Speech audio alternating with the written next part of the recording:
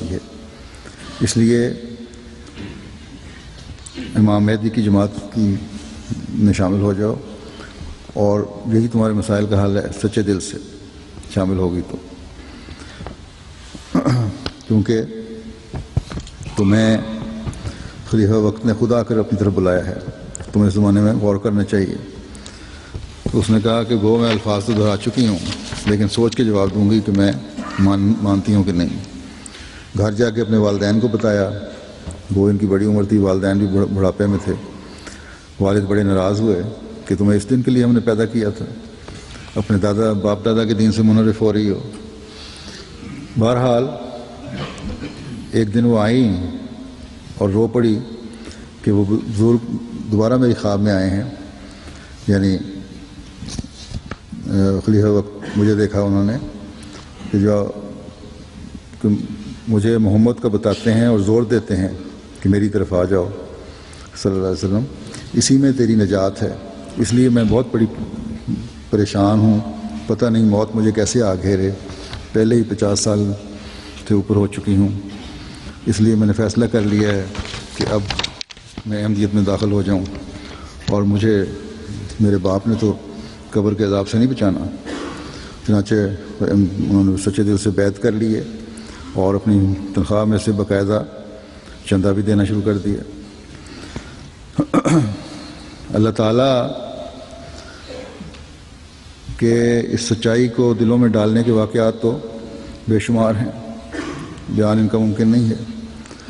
انشاءاللہ جلسہ آ رہا ہے، اس سال کے کچھ واقعات وہاں بھی آپ سنیں گے۔ اللہ تعالیٰ کے فضلوں کی بارشوں کو بھی دیکھیں گے، لیکن سب کو سمیٹنا ممکن نہیں، اس لیے جیسا کہ میں پہلے بھی بتا چکا ہوں کہ دوران سال بھی میں نے اب یہ ذکر کرنا شروع کر دیا ہے، تاکہ ہم ان نئے آنے والوں اور کے لیے بھی اور اپنے ایمانوں کی مضبوطی کے لیے بھی دعا کریں، اور اللہ تعالیٰ کی ان انعامات پر حمد اور شکر بھی کریں کہ خدا تعالیٰ محض اپنے فضل سے ہمیں سچائی کے راستے دکھا رہا ہے، اور پھر اس پر قائم بھی کیا ہوا ہے۔ اللہ تعالیٰ اپنے فضلوں کے نظارے ہمیشہ ہمیں دکھاتا چلا جائے، اور ہم سب کو اور نئے آنے والوں کو بھی ثبات قدم عطا فرمائے۔ بس وہ لوگ جو اپنے زوم میں دنیا میں پھر کر احمدیت کے خلاف زہر اگل کر نیک فطرتوں کو احمدیت سے بدظن کرنا چاہتے ہیں، انہیں حضرت مسیح موعود علیہ السلام کے الفاظ میں یہ کہتا ہوں۔ آپ ایک جگہ فرماتے ہیں کہ اے سونے والو بیدار ہو جاؤ، اے غافلو اٹھ بیٹھو، کہ ایک انقلاب عظیم کا وقت آ گیا، یہ رونے کا وقت ہے نہ سونے کا، اور تضرع کا وقت ہے نہ ٹھٹھے اور ہنسی اور تکفیر بازی کا۔ دعا کرو کہ خداوند کریم تمہیں آنکھیں بخشے تا تم موجودہ ظلمت کو بھی بتمام و کمال دیکھ لو، اور نیز اس نور کو بھی جو رحمت الہیہ نے اس ظلمت کے مٹانے کے لیے تیار کیا ہے۔ پچھلی راتوں کو اٹھو اور خدا تعالیٰ سے رو کر ہدایت چاہو، اور حقانی سلسلے کے مٹانے کے لیے بد دعائیں مت کرو اور منصوبے سوچو۔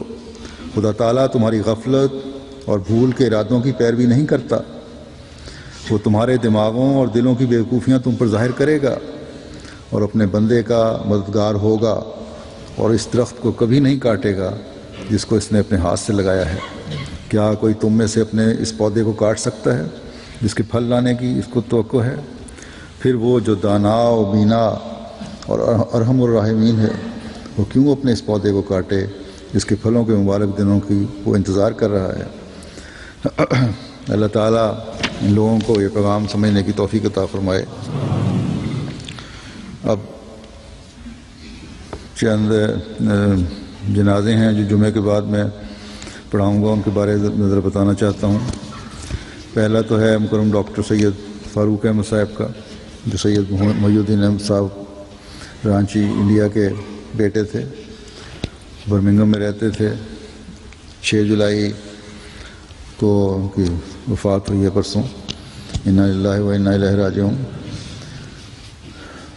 آپ نے ڈاکٹر کی ڈگری لینے کے بعد 1958 میں پٹنہ یونیورسٹی انڈیا سے جو علم حاصل کی تھی، 1964 میں یہ یو کے آئے اور رائل کالج آف سرجنز میں شمولیت اختیار کی۔ ویسٹ مڈ لینڈ میں جی پی کے سی سے کام کرتے رہے۔ نہایت سادہ، ہمدرد، مخلص اور باوفا انسان تھے، پرجوش داعی اللہ بھی تھے۔ بہت سے خاندانوں کو احمدیت میں شامل کرنے کا موقع ملا ان کو۔ آپ نے سیکٹری تبلیغ، زعیم انصار اللہ اور صدر جماعت اور ریجنل امیر کی حیثیت سے خدمت کی توفیق پائی۔ مالی قربانی میں بھی ہمیشہ بڑھ چڑھ کر حصہ لیتے تھے۔ اپنی امارت کے دوران ویسٹ مڈ لینڈ میں مسجد دارالبرکات برمنگھم کے علاوہ اور بھی مساجد تعمیر کروانے کی توفیق پائی۔ موسی تھے آپ۔ ان کے چھوٹے بھائی سید لائق احمد گزشتہ سال 28 مئی کو جو واقعہ ہوا ہے اس میں شہید ہو گئے تھے۔ اور تمام خاندان ہی بڑا مخلصین کا خاندان ہے۔ اللہ تعالیٰ ان کے درجات بلند کرے۔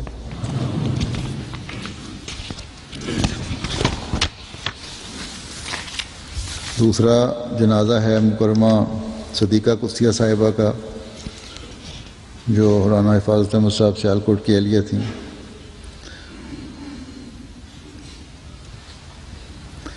اور ان کے ایک بیٹے رانا ثبات احمد ربیع سلسلہ ہیں، جو آج کل وزارت اصلاح و ارشاد مرکزیہ میں خدمت کی توفیق پا رہے ہیں۔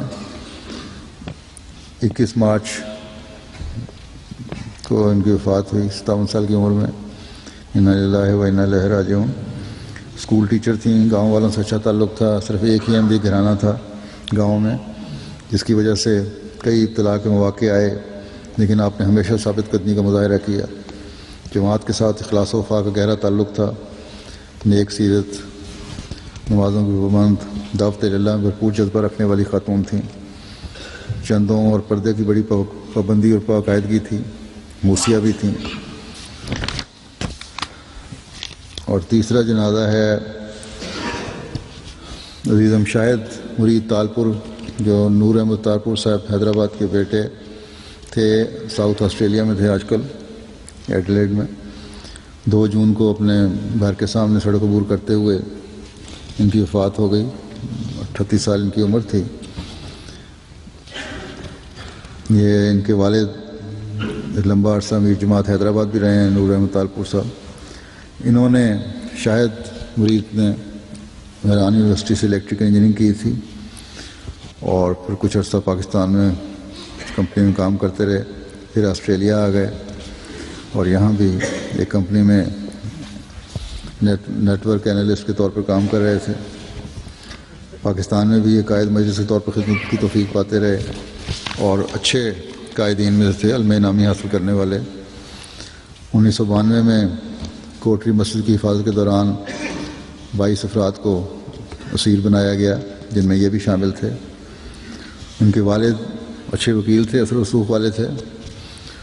اس کی وجہ سے جب یہ عدالت میں آتے تھے تو بعض دفعہ پولیس والے ان کو کرسی دے دیتے تھے، اور یہ ہمیشہ اپنے جو سینئر انصار تھے ان کو بٹھا دیا کرتے تھے۔ تو ایک دفعہ جج نے ان کو کہا کہ میں آپ کے بیٹے کو ضمانت پہ رہا کر دیتا ہوں۔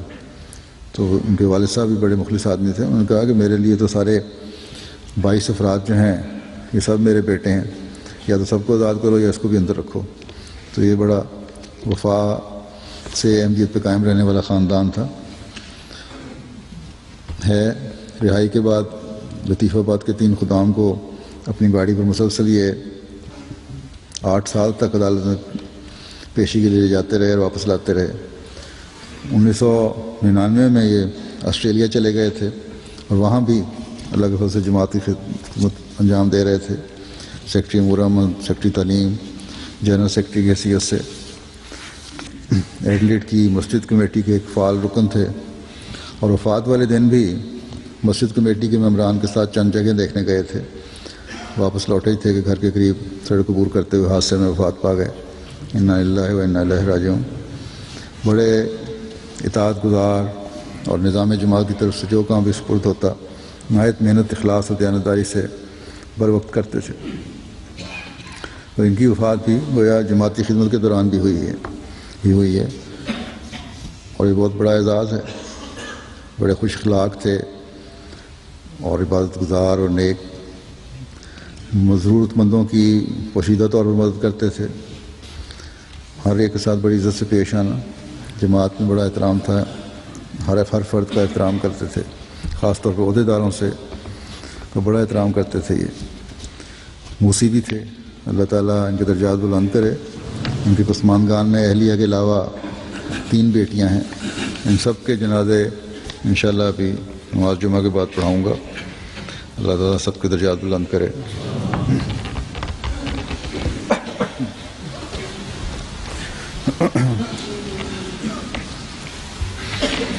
الحمد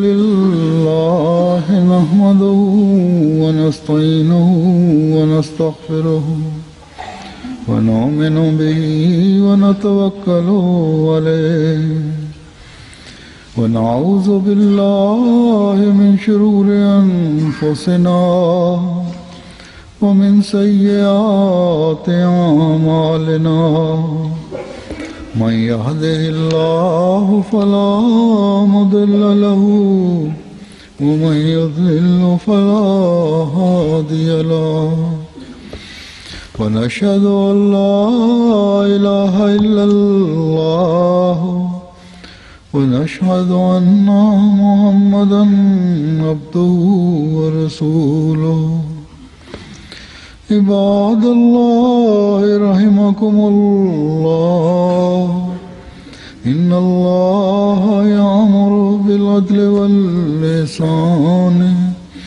وإيتاء ذي القربى وينهى عن الفحشاء والمنكر والبغي يعظكم لعلكم تذكرون اذكروا الله يذكركم وادعوه يستجب لكم ولذكر الله أكبر